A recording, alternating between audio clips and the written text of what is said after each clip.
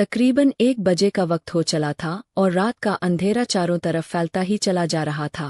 राजपुरोहित हवेली में एक अजीब सी मनहूसियत छाई थी। पूरा राजपुरोहित परिवार हॉल में सिर पकड़े बैठा था और घर की सबसे बुजुर्ग महिला काशी अम्मा हाथ में माला लिए भगवान के नाम का जप कर रही थी। रह रहकर उनकी नज़र घर के दरवाजे पर जाकर लौट आती। इसी तरह आधा घंटा बीत गया और तभी कदमों की आहट पाकर सारा परिवार उठ खड़ा हुआ। सामने से 27 साल का आदर्श राजपुरोहित चला आ रहा था। इस घर का सबसे बड़ा बेटा और राजपुरोहित इंडस्ट्रीज का इकलौता वारिस। जितनी उम्र थी उससे कहीं ज्यादा गंभीर चेहरा और चेहरे पर उभरे भाव थे। शरीर उम्र के हिसाब से काफी बड़ा, किसी बॉडी बिल्डर जैसा। देखने भर से ही समझ आ रहा था इस शरीर पर बहुत मेहनत की है। बेहद गोरे रंग के साथ हल्के घुघराले लंबे बाल, जिन्हें पीछे की तरफ थोड़ा सा खुला छोड़कर बांधा गया था। चेहरे की दाढ़ी मूछें जो उसे उम्र से बड़ा दिखाने में साथ दे रही थी, बिल्कुल बॉडी की तरह। तन पर शेरवानी थी पर समझना मुश्किल था वो खुद किसी दूसरे की शादी से लौटा है या खुद शादी कर घर आया है। आदर्श ने सब पूरे परिवार को इस वक्त इकट्ठा पाया तो उसके चेहरे के भावों में शांति आ गई। सोफे से उठकर अम्मा उसकी तरफ आती हुई बोली, इससे अच्छा होता तुम हमें अपने हाथों से जहर देकर मार डालते। कम से कम ऐसा दिन इस हवेली में रहते हुए तो देखना नहीं पड़ता इस बुढ़िया को। डोट आदर्श ने पीछे खड़े सर्वेंट को देख इशारा किया, जो बहुत देर से 2 सूटकेस हाथ में लिए इंतजार कर रहा था। उसके इशारे पर सर्वेंट सूटकेस लिए अम्मा के सामने ही पहली मंजिल की तरफ चल पड़ा। ये देख अम्मा आदर्श का कंधा पकड़कर बोली, ये दिन दिखाने के लिए पैदा किया था तुम्हारी अम्मा ने तुमको, अपनी नहीं तो कम से कम हमारी ही शर्म कर लेते। आदर्श गहरी सांस भरकर अम्मा का हाथ अपने कंधे से हटाते हुए, जो हुआ उसके लिए क्षमा मांगता हूं, पर इस क्षमा से कुछ बदलेगा नहीं। अम्मा हैरानी से, मतलब वो लड़की इस घर में? आदर्श दोनों हाथ पीछे की ओर बांधते हुए, अम्मा वो कोई लड़की नहीं, इस घर की बहू है और उसका एक नाम है मिराया राजवंशी राजपुरोहित। उम्मीद करता हूं ये परिवार भी उसे अपना लेगा।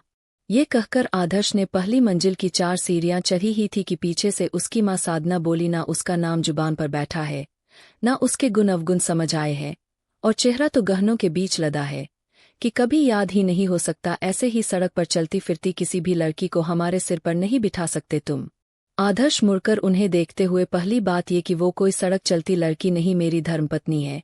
दोबारा उसके बारे में कहने से पहले अच्छे शब्दों का चयन कीजिएगा आप। दूसरी बात यह है कि वो मेरी बीवी होने के रिश्ते से इस हवेली में ही रहेगी और उसे वही सम्मान मिलना चाहिए वो जिसकी हकदार है। मुझे इस बारे में अब कोई बात नहीं करनी, सुबह की पूजा पर मिलते हैं इस घर बहू से। ये कहकर आदर्श सीढ़ियां चढ़कर तेजी से ऊपरी मंजिल में चला गया, जो उसका पर्सनल स्पेस था और वहां घर के लोगों को आने की इजाजत नहीं थी। नीचे खड़ी अम्मा ने सिर पकड़ लिया और साधना आदर्श को गुस्से भरी नजरों से जाते देखने लगी। सबसे पीछे खड़ी किराज धीरे से बोली, माँ अम्मा तो कल सुबह भाभी की पहली रसोई की तैयारी। साधना ने मुड़कर किराज को देखा तो किराज ने चुपचाप सिर झुका लिया। साधना सीढ़ियों को घूरती हुई बोली, 2 घंटे पहले इस घर में किसी पिशाच की तरह धमकी है। वो लड़की खबरदार जो इस हवेली में घूमने दिया तो उसे पता नहीं किस खानदान से आई है, किसका खून दौड़ता है उसमें।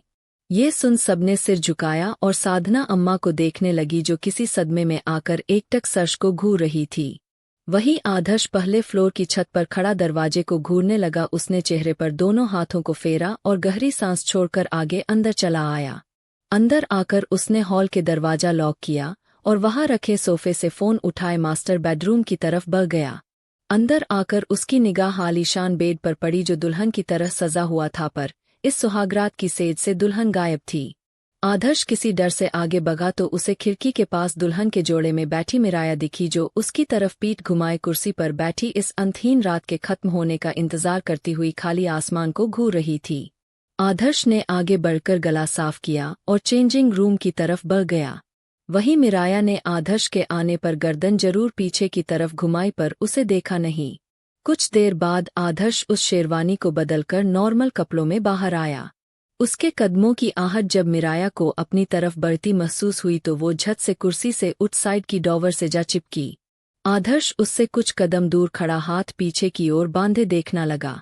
24 साल की मिराया राजवंशी सामने दुल्हन के जोड़े में खड़ी उसे घूर रही थी। तन पर दुल्हन के खूबसूरत गहने थे और खूबसूरत मेहरून लहंगा जिसमें आज वो रोज के मुकाबले ज्यादा खूबसूरत दिख रही थी। गेहुए रंग पर हल्का सा मेकअप और तीखे नैन नक्श के साथ वो तीखे तेवर जो उसके देखने भर से आदर्श को समझ आ रहे थे। आदर्श उससे कुछ कदमों की दूरी पर हाथों को पीछे की ओर बांधे खड़ा मिराया को देख रहा था, जिसने पिछले 1 घंटे में ना कपड़े बदले थे और ना ही आराम करने के लिए बिस्तर को छुआ।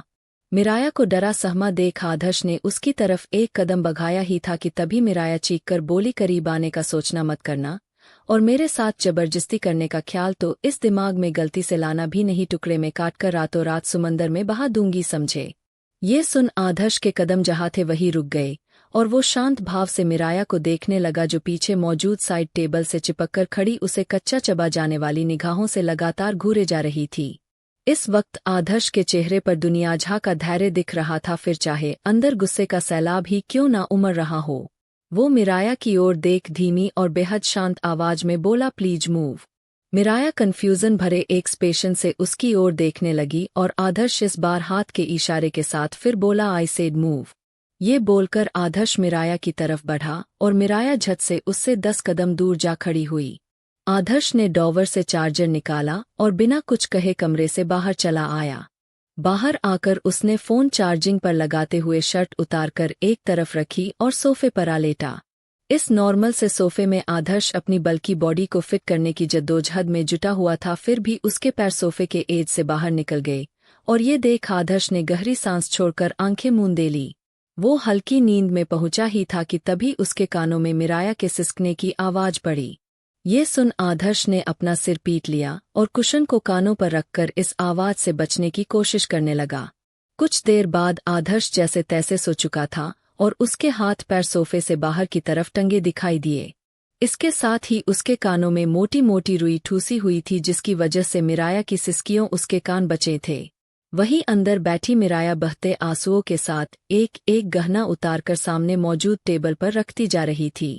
पिछले 10 दिनों में उसकी जिंदगी इतने रास्ते बदल चुकी है कि जिंदगी को जिंदगी ना कहकर रोलर कोस्टर कहना बेहतर होगा। जिस इंसान के बारे में कभी सोचा तक नहीं था, आज वो उसका पति बन बैठा है। कितने सपने देखे थे उसने अपनी शादी के, ये करूंगी वो करूंगी, ऐसा लहंगा डिजाइन करूंगी, ऐसी ज्वेलरी पहनूंगी, पर हुआ क्या, इतनी झटपट तो किसी की गर्लफ्रेंड तक नहीं बनती जितनी जल्दी वो किसी की बीवी बनी है। मिराया ने गहने उतारकर टेबल पर रखे और कुर्सी से सिर टिकाए आसमान को देखने लगी। ये काली रात उसे बहुत कुछ याद दिला रही थी, बहुत सारा अफसोस, दुख, दर्द सब एक साथ सिमटकर आज की इस रात में ही समाया हो जैसे ये किसी महंगे से होटल का आलीशान फ्लोर था। उतने ही आलीशान कमरे और कमरों में ठहरने वाले कपल थे। तेज बारिश की तीर सी चुभती बूंदों के बीच फैसी सा वन पीस पहने मिराया बालकनी के शीशे से उस कमरे के अंदर झांक रही थी। अंदर एक कपल एक दूसरे के साथ एक खूबसूरत सा वक्त बिताते हुए खोया हुआ था, इस बात से अनजान होकर कि बालकनी के बंद डोर के शीशे से उस पार से मिराया उन पर नजर रख रही है। मिराया की आंखों से आंसू बहकर इस बारिश के पानी में घुल रहे थे। मन कहता कि उसे गलतफहमी हुई है, पर उसका दिमाग आंखों के नजरिए से देखकर सोचने समझने की शक्ति देता। फैसला अब मिराया को करना था, उसे क्या चुनना है और क्या छोड़कर आगे बढ़ना है। दोस्तों, अगले भाग के लिए वीडियो को एक लाइक करके चैनल को सब्सक्राइब कर लीजिए। राधे राधे।